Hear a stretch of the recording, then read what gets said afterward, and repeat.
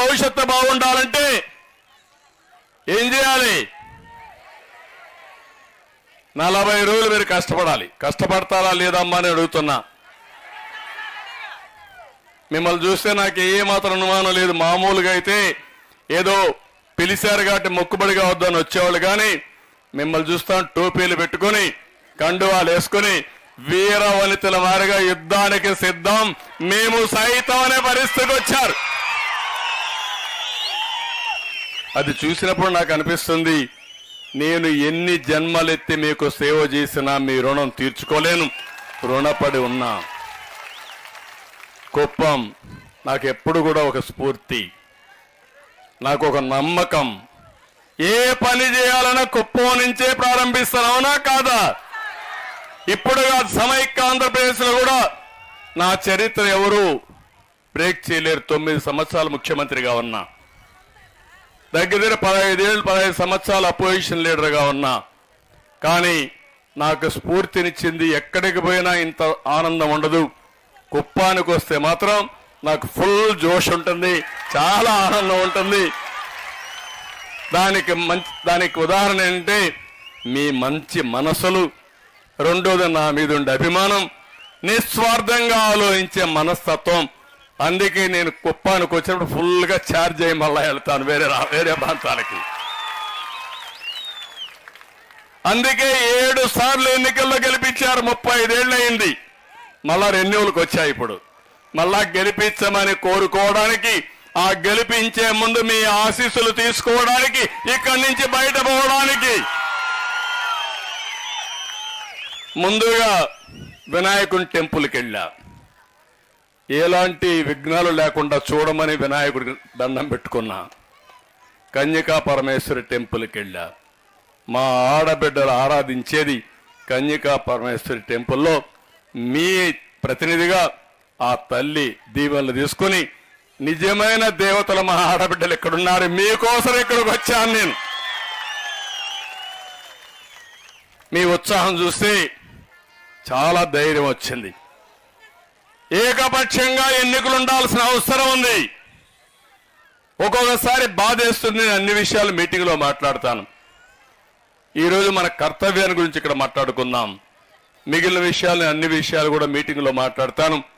ఈరోజు ఆ మీటింగ్లో కూడా చాలా విషయాలు చెప్పాలి మీకు. నేను ఒకటే ఆడబిడ్డలందరినీ కోరేది, మీకు అండగా నేనుంటా. 2 కోట్ల మంది ఆడబిడ్డలకు హామీ ఇస్తున్నా, మన నియోజకవర్గంలో ఆడబిడ్డలకు హామీ ఇస్తున్నా. మీ ద్వారా మీ కుటుంబాన్ని బాగు చేసే పరిస్థితి, అంతేకాదు ఇప్పుడుండే ఆదాయాన్ని 3 రెట్లు పెంచాలంటే ఏం చేయాలో చేసి నేను చూపిస్తానని మీ అందరికీ హామీ ఇస్తున్నా. జలగ చేసే పని 10 రూపాయలు ఇచ్చి 100 రూపాయలు కొట్టేయడం. నేను అది కాదు, సంపద సృష్టిస్తాం, ఆదాయాన్ని పెంచుతాం, పెంచిన ఆదాయం మీకే పంచుతాను.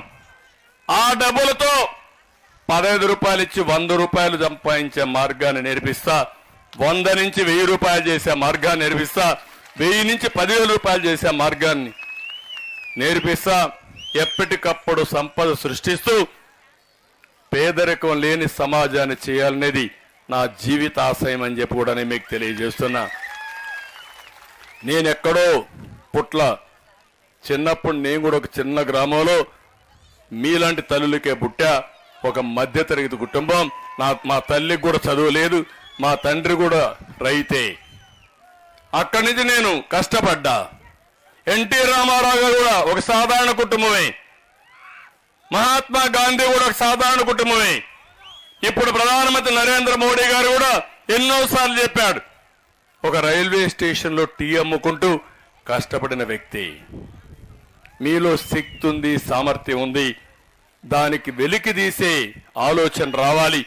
అదే ఆలోచన ఒక మహిళ, అసాధారణమైన మహిళగా తయారు చేసే బాధ్యత తెలుగుదేశం పార్టీ నేను తీసుకుంటాను. మిమ్మల్ని ప్రోత్సహిస్తాం, మీ అందరికీ ఎక్కడికక్కడ అండగా ఉంటాం. ఇంకో పక్క మీకు అవసరమైతే ఏదైనా ఇబ్బందులుంటే ఇబ్బందులు పరిష్కారం చేస్తాం. ఇప్పుడే కాన్స్టిట్యుయెన్సీ పార్టీ ప్రెసిడెంట్ చెప్పింది, తెలుగుదేశం వస్తే ఎవ్వరు కూడా ఆడబిడ్డకు ఎక్కడ అన్యాయం చేయాలనో అవమానం చేయాలని ఆలోచిస్తే భయపడతారు. ఒక్క ఉదాహరణ చెప్తున్నా. నేను ముఖ్యమంత్రిగా ఉన్నప్పుడు 2015 ఆ ప్రాంతంలో గురిజాల్లో ఒక చిన్న అమ్మాయి పైన, ముస్లిం బాలిక పైన అత్యాచారం జరిగింది. నాకు సమాచారం వచ్చింది. చాలా సీరియస్ అయ్యాను. నేను ఒకటే చెప్పాను, ఎన్ని టీంలు వేస్తారో వేయండి, 24 గంటల్లో ఎక్కడున్నా పట్టుకోమని ఆదేశాలు ఇచ్చాను. 24 టీంలు వేసి ఎతుకుతా ఉంటే వాడు ఎక్కడ పోవాలన్నా భయపడిపోయి కడాన చెట్టు కూరేసుకొని చచ్చిపోయే పరిస్థితి వచ్చాడు. అంటే నేను ఒకే మాట చెప్పాను ఆ రోజు కూడా, ఎవడైనా నా ఆడబిడ్డల జోలుకొస్తే ఖబర్దార్ జాగ్రత్తగా ఉండండి, అదే లాస్ట్ డే మీకు. అది పరిపాలన. ఈరోజు ఏమన్నా పరిపాలన ఉందమ్మా? ఎవరికన్నా భయం ఉందా? కాదమ్మా, మీరు గుర్తుపెట్టుకోవాలి, గంజాయిని పెంచి పోషిస్తే రాష్ట్రంలో అధికార పంట, వ్యవసాయ పంట, వాణిజ్య పంట గంజాయి. ఏమమ్మా, గంజాయి దాగినోడికి తల్లికి పెళ్ళానికి వ్యత్యాసం తెలుస్తుందా? ఆ పిల్లలు మీ దగ్గర ఉంటారా? మీ పిల్లల గంజాయికి అలవాటైతే ఏమవుతారు మీరు?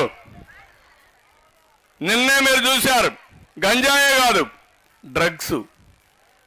డబ్బులకు కక్కుర్తిపడి విదేశాల నుంచి డ్రగ్స్ తీసుకొచ్చి అమ్ముకునే పరిస్థితికి వచ్చారంటే ఈ ప్రభుత్వానికి బాధ్యత ఉందని నేను అడుగుతున్నా. అదే తెలుగుదేశం హయాంలో రాలేదేవాడు? రావాలంటే భయపడ్డారే.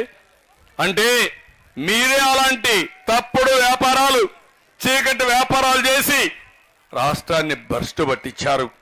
అందుకే ఇవన్నీ జరిగాయి. అవసరమైతే మా ఆడబిడ్డల కోసం ప్రత్యేకమైన చట్టం కూడా తీసుకొచ్చి మీ అందరినీ కాపాడుకునే బాధ్యత తెలుగుదేశం పార్టీ తీసుకుంటాం, మిత్రపక్షాలు తీసుకుంటాం. నేను ఒకే ఒక విషయం మిమ్మల్ని కోరుతున్నా. ఈ రోజు నుంచి మన నియోజకవర్గంలో కూడా బూత్ కమిటీలు వేసుకునేవాళ్ళం. కానీ మొట్టమొదటిసారిగా మహిళల్ని ఇంత పెద్ద ఎత్తున ప్రోత్సహించాం. నా జీవితంలో నేను ఊహించలేదు. మామూలుగా బూత్ కమిటీ మీటింగ్లు అన్ని పెడితే కూడా ఇంతమంది రారు. దానికంటే 3 ఎక్కువ వచ్చారు. కార్యకర్తలు ఎంతమంది ఉన్నారో వాళ్ళకంటే 3 ఎక్కువ మీరే వచ్చేశారు. అది మీకు పార్టీ పైన అభిమానం. రెండోది, ఇక్కడి నుంచే ప్రారంభం. మా ఆడబిడ్డలు బ్రహ్మాండంగా రాజకీయాల్లోకి వస్తారు.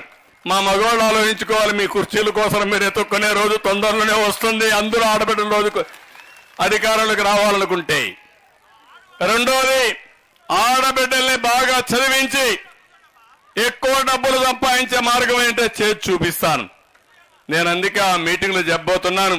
రాబోయే రోజుల్లో మన నియోజకవర్గాన్ని ఒక ఆదర్శంగా తీసుకుని ఇండస్ట్రీస్ కానీ, సర్వీస్ సెక్టర్ కానీ పెద్ద ఎత్తున ఏమేం చేయాలో చేసి దేశం గర్వపడే విధంగా కుప్ప అంటే శభాషని నిరూపిస్తానని చెప్పి కూడా నేను మీకు తెలియజేస్తున్నా. దానికి కూడా సారథులు మీరే. ఆ పగ్గాలు కూడా మీ చేతికి ఇస్తా. ప్రతి ఒక్క కుటుంబంలో మీరు ముందుకు రండి. ఆర్థికంగా మీకు ఇస్తా ఉంటాం. వచ్చిన డబ్బులు బాగా సంపాదిస్తే మళ్ళా మీకు ఇస్తే ఆ డబ్బుల్ని మల్టిప్లై చేసి సంపాదిస్తే ఒకసారి రుచి మరిగితే డబ్బులు సంపాదించడం చాలా సులభం కూడా.